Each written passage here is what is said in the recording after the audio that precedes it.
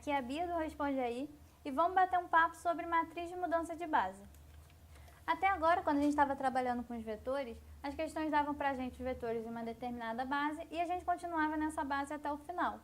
Mas às vezes pode ser interessante para a gente mudar de base, ou para facilitar as nossas contas, ou então porque a questão pediu mesmo. Então a gente vai ter que aprender a construir essas matrizes de mudança de base. Para fazer isso, vamos lembrar antes de alguns conceitos. O mais importante é o conceito de transformação e identidade.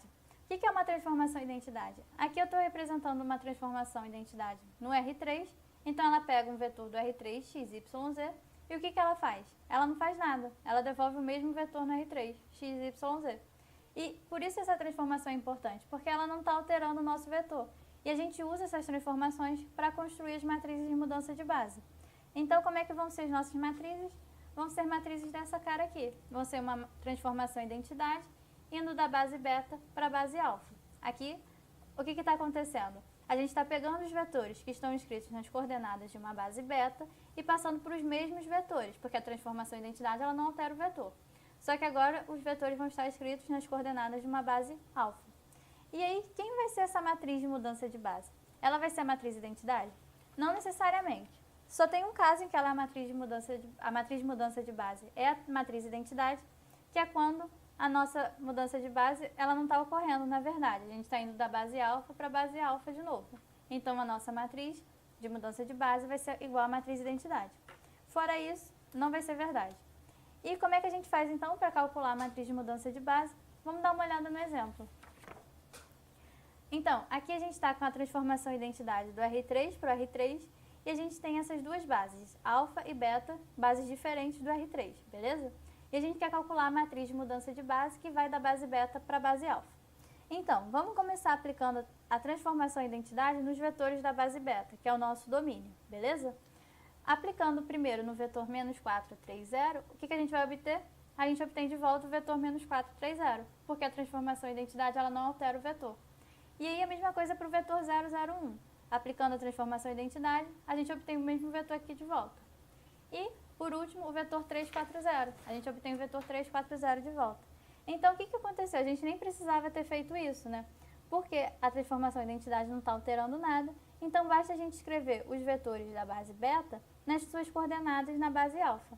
Como é que a gente faz isso? Vamos lembrar aqui.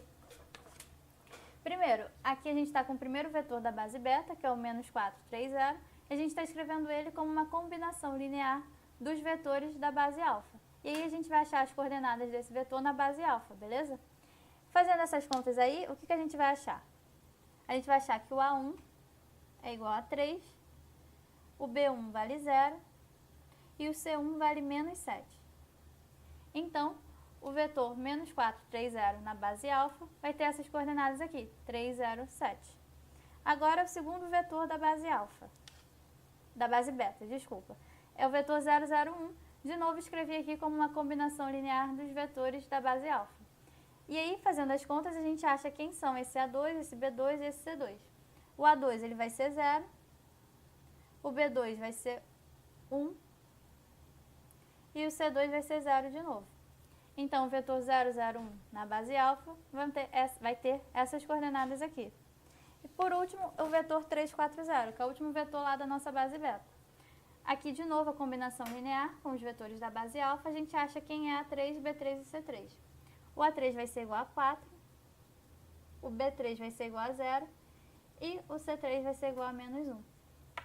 E aí, então, a gente tem que o nosso vetor 3, 4, 0 na base alfa tem coordenadas 4, 0, menos 1. E aí, agora, como é que a gente vai fazer para achar a nossa matriz de mudança de base? A gente vai colocar cada um desses vetores nas colunas de uma matriz. E a gente vai ficar com isso daqui. A nossa matriz de mudança de base de beta para alfa é igual a essa matriz aqui. A primeira coluna é o primeiro vetor da base beta, escrito nas suas coordenadas na base alfa, está aqui. A segunda coluna é o segundo vetor da base beta, escrito nas suas coordenadas na base alfa, está aqui também.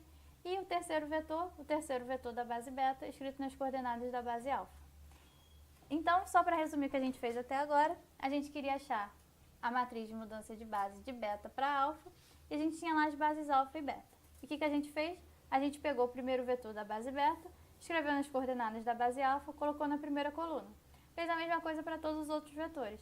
E assim a gente vai achar a matriz de mudança de base, beleza? Mas aí vamos supor que a gente fez essas contas todas e aí achamos a matriz de mudança de base de beta para alfa.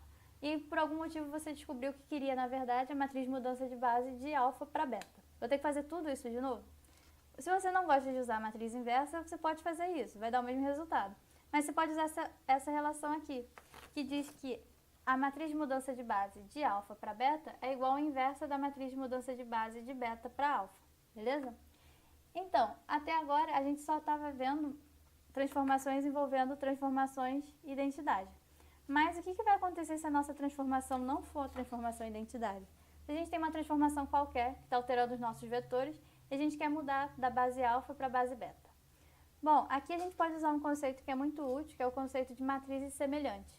A gente diz que duas matrizes são semelhantes quando elas fazem as mesmas operações. Mas, quando isso for verdade, o que vai acontecer?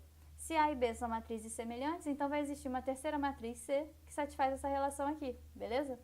No caso dessas duas matrizes aqui, uma transformação linear na base alfa e uma outra a mesma transformação linear, só que na base beta, vão ser semelhantes porque elas estão fazendo as mesmas operações, beleza? Então vai existir essa matriz C aqui. E quem vai ser essa matriz C? Está aqui. A matriz C é a matriz de mudança de base de alfa para beta.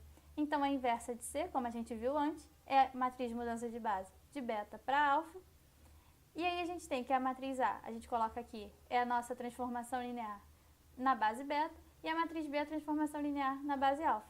Substituindo esses carinhas aqui nessa relação, a gente vai ter como a gente passa a matriz da base alfa para a base beta. Uma matriz qualquer, não necessariamente transformação e identidade, beleza?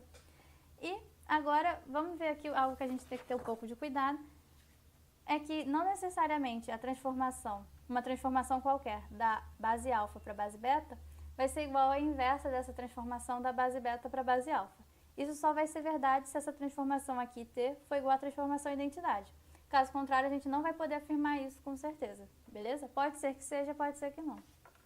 É isso. Esse vídeo te ajudou? Responde aí.